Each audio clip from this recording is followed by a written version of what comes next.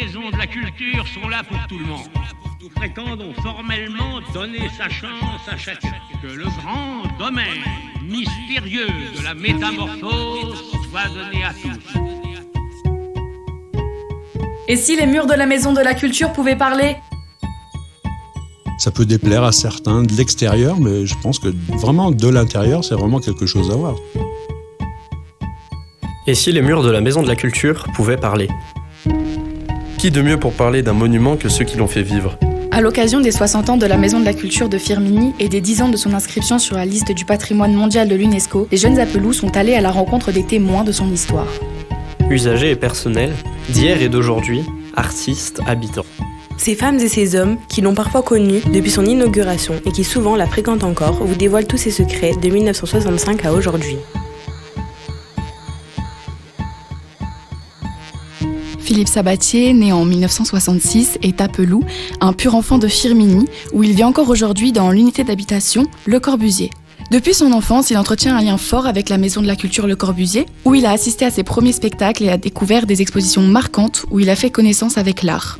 Autodidacte et passionné, Philippe a d'abord été animateur avant de se lancer dans le monde du spectacle. En 1991, il crée le Cabaret Vert, une association d'artistes qui a animé la scène locale pendant plus de 10 ans. Aussi, il a exposé ses œuvres, peintures et dessins. Depuis 2002, il travaille au service culturel de Firminy, où il participe à la communication, la programmation musicale et l'accueil des artistes. Pour Philippe, la Maison de la Culture n'est pas qu'un lieu de travail. C'est un symbole d'avant-garde, un endroit qui l'a marqué à vie. C'est un homme profondément engagé, aussi bien sur scène que dans les coulisses, pour faire vivre la culture à Firminy. Pouvez-vous nous décrire, avec vos mots, la Maison de la Culture de Firminy ? Pour moi, a priori, je dirais que c'est un peu une œuvre d'art vivante au sein duquel on évolue, qu'il y a des formes qui se renouvellent sans cesse, parce que la fonctionnalité le veut. On a la permanence d'une structure inclinée. Ça surprend parce que ça fait un escalier qui est très abrupt, mais il faut voir aussi que c'est la façade extérieure et que la marge de manœuvre pour l'architecte était très mince à cause du surplomb sur la façade. Et ces marches d'escalier, elles ont des fonctions différentes selon les pièces où on se trouve. Dans la grande salle, c'est évidemment les gradins. Dans les étages supérieurs, dans nos bureaux, on s'en sert d'étagères, et puis ça sert aussi à disposer la bibliothèque, à en faire quelque chose de très bien. Et c'est un lieu où se renouvellent sans cesse les surprises. On découvre des volumes. On a le foyer bar, qui est un volume unique à cet endroit. On a l'auditorium, évidemment la grande salle, des bureaux. Et c'est toujours assez fonctionnel et c'est toujours agréable pour l'œil. Je trouve que c'est très harmonieux et j'ai toujours beaucoup de plaisir à évoluer à l'intérieur et autour. Quelle est votre première rencontre avec la Maison de la Culture ? Mes premières rencontres, c'est un souvenir flou, puisque c'est lointain, c'est du souvenir d'enfance. Je pense que je suis allé voir des films, peut-être quand j'allais au centre de loisirs, à Firminy. J'ai un souvenir qui est très flou, mais que j'aimerais bien être éclairé dessus. Ça devait être, je sais pas, en 1972, je devais avoir 6 ans. Sur le parking de la Maison de la Culture, sur le parking en béton, côté nord, il y avait une maquette, à l'échelle peut-être un demi ou un quart de la fusée Apollo qui était partie sur la Lune en 1969. Dans mon souvenir, je sais pas, elle devait bien faire facilement 30 mètres de haut, et c'était une maquette à l'échelle, mettons un tiers ou un quart de la fusée Apollo originale. J'ai cette image toujours là dans la tête, mais je sais pas d'où elle venait, qui organisait, qui l'avait mis en place, mais j'ai cette image en tout cas. C'est une des plus anciennes. Ensuite, j'y suis revenu plus tard, à l'adolescence. Je me souviens des premiers concerts de Jamel Twill, par exemple, au foyer bar, avec des barbecues, les groupes barabandes. Il y a eu aussi le festival Tremplin Jeune, organisé par l'Avenir Musical. J'avais été jury quelques fois et j'avais été candidat aussi en chanteur solo. C'était un concours qui avait duré quelques années et qui était une très belle initiative. Ensuite, nous avons créé le Cabaret Vert en 1991 à l'occasion du centenaire de la mort d'Arthur Rimbaud. Ça a été d'abord une exposition avec un récital au sein du vernissage. Puis après, on a continué à travailler sur des artistes un peu polyvalents, donc Boris Vian, Prévert, ensuite La Mer, etc. Et même si j'en suis plus le président, je suis heureux que cette association ait s'y revécu et continué d'une autre manière. Qu'est-ce que la Maison de la Culture, Le Corbusier, a apporté aux jeunes de Firminy à l'époque ? À l'époque, Je ne sais pas si c'est différent à l'époque d'aujourd'hui. Je pense qu'elle apportait beaucoup de choses, de pouvoir découvrir des spectacles. Il y a un intérêt ludique. Pour l'enfant, je trouve qu'il y a un intérêt ludique. Ça donne envie de découvrir tous les volumes de Le Corbusier, que ce soit même le terrain d'aventure, le parc de loisirs ou l'unité d'habitation, tout ce qu'il y a autour. Quand on est gamin, on voit un monticule, on voit des formes, on a envie de monter dessus, etc. C'est déjà attrayant pour l'enfant.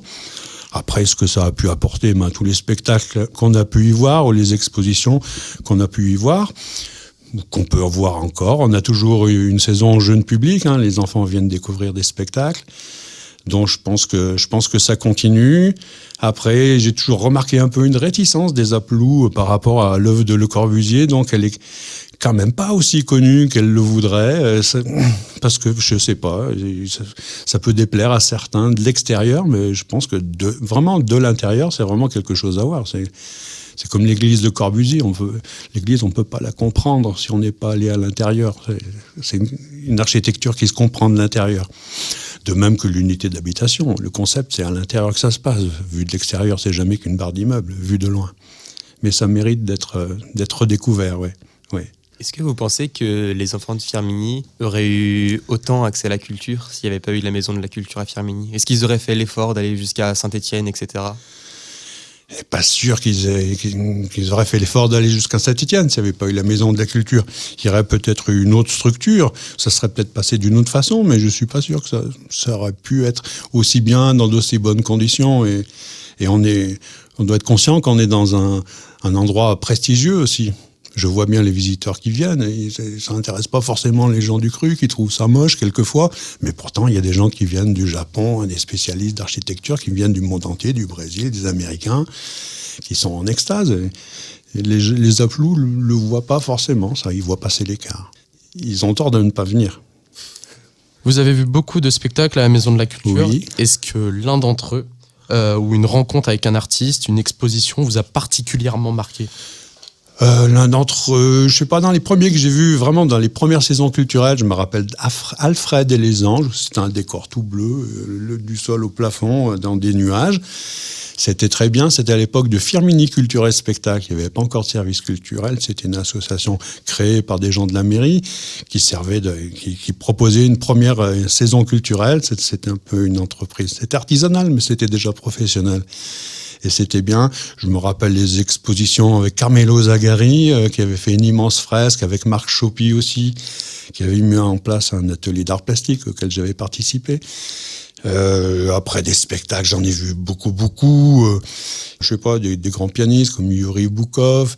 On m'a aussi parlé de concerts que j'ai pas vu quand j'étais gamin. Il y a quand même Léo Ferré qui a chanté en 1970-72, pareil qu'il a fait un concert dont il n'était pas très très content. Enfin, en tout cas, le grand piano qu'on a, je sais que Léo Ferré a joué dessus, c'est pas rien. Paul Naref est venu, je crois. Mais là, j'étais gamin, j'y étais pas, on m'a dit. Vous êtes artiste, peintre ou même musicien. Oui. Vous avez appris ces disciplines à la Maison de la Culture ? Pas dans des ateliers de la Maison de la Culture. En tout cas, on a pu... oui, dans une certaine mesure, puisqu'on a occupé ces locaux au début avec l'association Le Cabaret Vert. Simplement, Michel Hiver, à l'époque, nous donnait les clés pour le week-end et on travaillait. On y restait le week-end. Alors, on a pu faire des grandes peintures, plus grandes que ce qu'on pouvait faire à la maison. On a pu répéter. Oui, on a pu travailler quand même et puis proposer nos premiers spectacles. Ouais. La Maison de la Culture y est pour quelque chose. De par votre métier aujourd'hui, vous voyez l'envers du décor. Avez-vous des anecdotes à ce sujet ? J'ai dû répondre à 1000 besoins d'artistes, de la cantatrice qui avait plus de voix, aller chercher des pastilles pour la gorge, ou bien aux fuites d'eau lorsqu'il pleuvait dans la salle. Ça, c'était quelque chose. J'ai vu des spectacles où il y avait des petites bassines et même des grosses poubelles entières qui récoltaient les gouttes. Je me souviens d'un spectacle dont j'ai oublié le titre.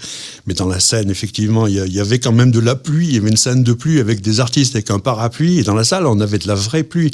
Donc ça, c'était quand même un peu extra. On en rigole. Après, on a eu une longue période, je crois en 2010, où pendant la réfection de la toiture, la maison était entourée de grillages avec une toiture qui abritait le chantier, donc c'était un peu contraignant. Voilà, je me souviens de ça. Des anecdotes. Il y en a 1000, des fois on voit passer des gens. Je me souviens d'une conférence avec Albert Jacquard, c'est pas n'importe qui, une conférence autour de Pierre Thiers de Chardin. J'ai vu quelques éditions du festival Pierre Boulez. Je me souviens du festival Midi moins le quart aussi avec Daniel Croyol. On avait rencontré des Égyptiens. J'avais eu l'occasion de faire de la lecture de Gérard de Nerval, le consul d'Égypte, les ambassadeurs et tout. C'était assez prestigieux, c'était bien, ouais. Si vous deviez choisir un lieu, un objet, un espace de la Maison de la Culture, Le Corbusier, ça serait lequel ? Bon, j'affectionne bien le foyer bar parce qu'il est convivial, il est beau. Moi j'ai connu les feux de cheminée à l'époque où on était un peu plus libre. Mais je retiendrai surtout la grande salle parce que c'est là que ça se passe, les grands spectacles, parce que j'ai chanté aussi. J'ai vu tellement de choses. Oui, c'est surtout la grande salle.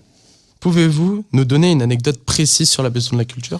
Sur la Maison de la Culture, j'ai une anecdote plutôt familiale, c'est que c'est mon oncle et mon grand-père qui, à l'époque du chantier, en 1964-65, ont réalisé le coffrage qui a permis de faire le bas-relief qu'on trouve sur le pignon nord. Si vous voulez, sur le pignon nord, il y a une sculpture. Elle a un relief. Et donc, pour faire ce relief, il faut un moule. C'est-à-dire le coffrage, il faut qu'il ait la forme de la sculpture, mais inversée. Parce que leur métier, c'était le modelage mécanique. Le modelage mécanique, c'est pour les pièces mécaniques, il faut d'abord fabriquer une première pièce, bien souvent en bois, c'est-à-dire la fabriquer à la main, à la cote, et c'est cette pièce-là qui va servir à faire les moules. Et après, les pièces mécaniques sont fondues. Mais donc, c'est ça le modelage mécanique. Donc, eux, ils ont réalisé le coffrage de la sculpture inversé, quoi. Ils ont réalisé le coffrage en négatif. Et puis, il y a eu une polémique à un moment, c'est que si vous allez voir sur ce pignon nord de la Maison de la Culture, vous verrez qu'il y a une partie, la partie basse, la moitié basse est en relief, c'est-à-dire qu'elle dépasse de la façade, et la moitié supérieure est en creux, à l'intérieur de la façade. Et il y avait eu une polémique qui n'avait pas du tout plu à mon oncle. Quelqu'un avait dit, un spécialiste de je ne sais pas où, qui avait dit que c'était une erreur de réalisation, ce qui n'avait pas du tout plu à mon oncle. C'était écrit dans les manuels qu'on trouvait en vente à Le Corbusier. Mon oncle, il était furieux, il était venu, s'était fait engueuler par un collègue. Il avait arraché toutes les pages où il y avait cet article, il avait demandé à ce que ça soit corrigé. Et puis je me souviens donc que les plans sont faits comme ça. Il a vraiment suivi les plans. Est-ce que c'est une erreur de Le Corbusier ? C'est pas sûr. Est-ce que c'est une erreur de celui qui aurait recopié le plan ? Peut-être. Est-ce que c'est délibéré ? Peut-être aussi. En tout cas, c'était pas une erreur de mon oncle. Je me souviens bien qu'il avait déplié tous les plans à l'échelle 1 dans la grande salle avec monsieur Yvan Métaux qui était conservateur du patrimoine et qui constatait qu'effectivement, il avait raison.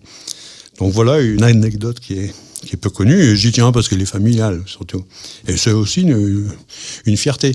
Il a réalisé aussi les bas-reliefs aussi qu'on trouve au pied de l'immeuble Corbusier et sur la première pierre de l'église aussi. Merci pour cette interview. C'est moi. Vous venez d'écouter une émission réalisée par les premiers reins du lycée Jacob Holzer avec Emma, Anatole, Mathis. Et si les murs de la Maison de la Culture pouvaient parler ? Une série de podcasts produits par le site Le Corbusier de Firme-Univers.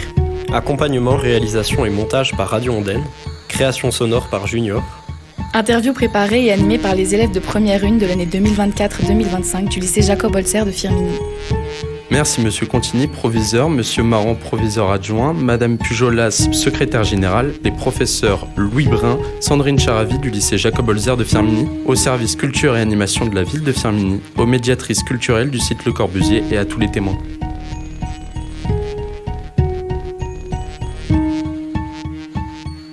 Et si les murs de la Maison de la Culture pouvaient parler ?